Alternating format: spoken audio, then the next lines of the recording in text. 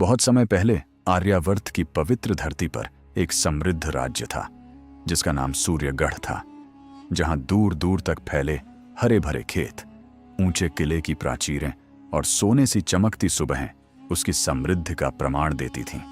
और उस राज्य पर महाराज वीरेंद्र सिंह का शासन था, जो केवल अपनी तलवार की धार से नहीं बल्कि अपने न्याय, करुणा और दूरदर्शिता से भी प्रसिद्ध थे।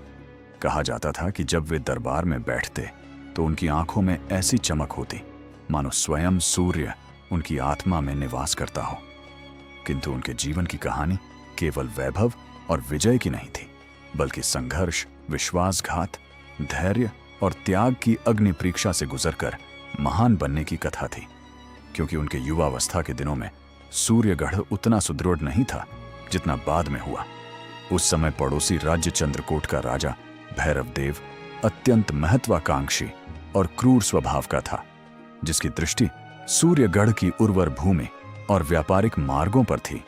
और उसने कई बार सीमाओं पर छोटे छोटे हमले कर सूर्यगढ़ की शक्ति को परखने का प्रयास किया। महाराज वीरेंद्र सिंह तब युवराज थे। उनके पिता महाराज उदयभान वृद्ध हो चले थे और रोग से ग्रस्त थे। दरबार में मंत्रीगण आपस में सत्ता की खींचतान में लगे रहते। सेना में भी अनुशासन शिथिल पड़ता जा रहा था। ऐसे समय में युवा वीरेंद्र सिंह ने परिस्थितियों को समझा और निश्चय किया कि यदि राज्य को बचाना है तो पहले भीतर की कमजोरी को दूर करना होगा। उन्होंने साधारण सैनिक का वेश धारण कर गुप्त रूप से सीमावर्ती क्षेत्रों का दौरा किया, किसानों और व्यापारियों से मिले, उनकी समस्याएं सुनी और जाना कि प्रजा का मनोबल गिर रहा है क्योंकि दरबार में भ्रष्टाचार पनप चुका है। लौटकर उन्होंने पिता से आग्रह किया कि उन्हें सेना और प्रशासन का दायित्व सौंपा जाए। प्रारंभ में कई दरबारियों ने उनका विरोध किया, परंतु जब सीमाओं पर भैरवदेव की सेना ने अचानक बड़ा आक्रमण कर दिया और सूर्यगढ़ की एक चौकी ध्वस्त कर दी, तब परिस्थितियां ऐसी बनी कि वीरेंद्र सिंह को नेतृत्व संभालना ही पड़ा। उन्होंने सबसे पहले सेना का पुनर्गठन किया, आलसी और स्वार्थी सेनानायकों को हटाकर योग्य योद्धाओं को पद दिया, प्रशिक्षण की नई व्यवस्था की और स्वयं सैनिकों के साथ अभ्यास करने लगे, जिससे सेना में नया उत्साह जागा। साथ ही उन्होंने करों में राहत देकर किसानों का विश्वास जीता, व्यापार मार्गों की सुरक्षा सुनिश्चित की और न्यायालयों में लंबित मामलों का शीघ्र निपटारा कराया, जिससे प्रजा को लगा कि उनका युवराज केवल सिंहासन का उत्तराधिकारी नहीं बल्कि उनके दुख सुख का सहभागी है। कुछ ही महीनों में सूर्यगढ़ की स्थिति बदलने लगी, पर भैरवदेव यह परिवर्तन सहन नहीं कर सका। उसने पूर्ण युद्ध की घोषणा कर दी और विशाल सेना के साथ सूर्यगढ़ की ओर बढ़ चला। उस समय महाराज उदयभान का देहांत हो गया और शोक की घड़ी में ही वीरेंद्र सिंह का राज्याभिषेक हुआ। किंतु उन्होंने आंसू पोंछकर प्रतिज्ञा ली कि वे अपने पिता की विरासत और प्रजा की रक्षा के लिए प्राणों की आहुति देने से भी पीछे नहीं हटेंगे।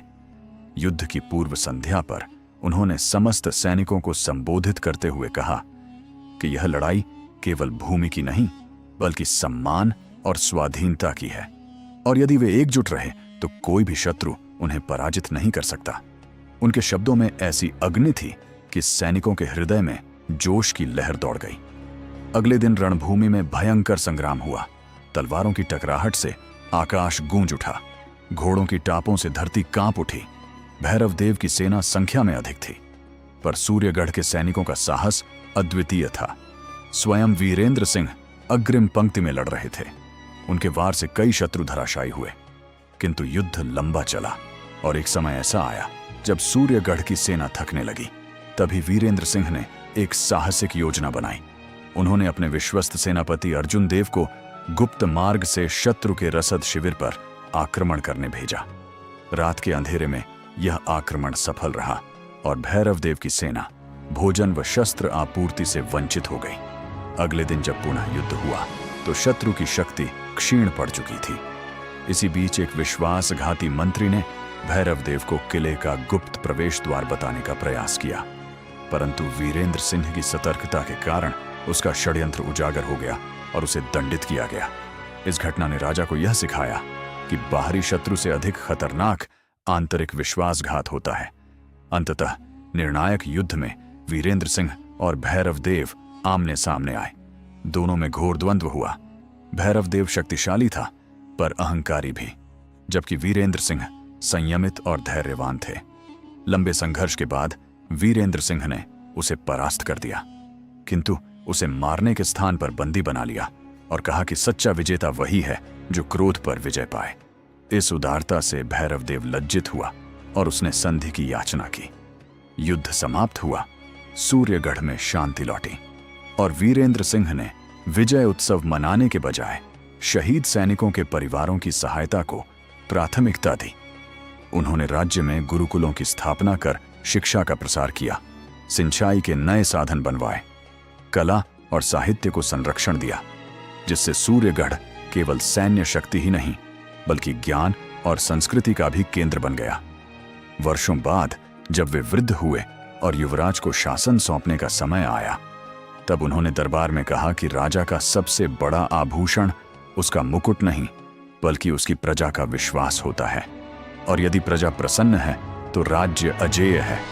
उनकी यह वाणी पीढ़ियों तक गूंजती रही और सूर्यगढ़ की कहानी इतिहास के पन्नों में स्वर्ण अक्षरों से लिखी गई कि कैसे एक युवा राजकुमार ने कठिनाइयों के बीच साहस, न्याय और करुणा के बल पर अपने राज्य को न केवल बचाया बल्कि उसे आदर्श राज्य बना दिया।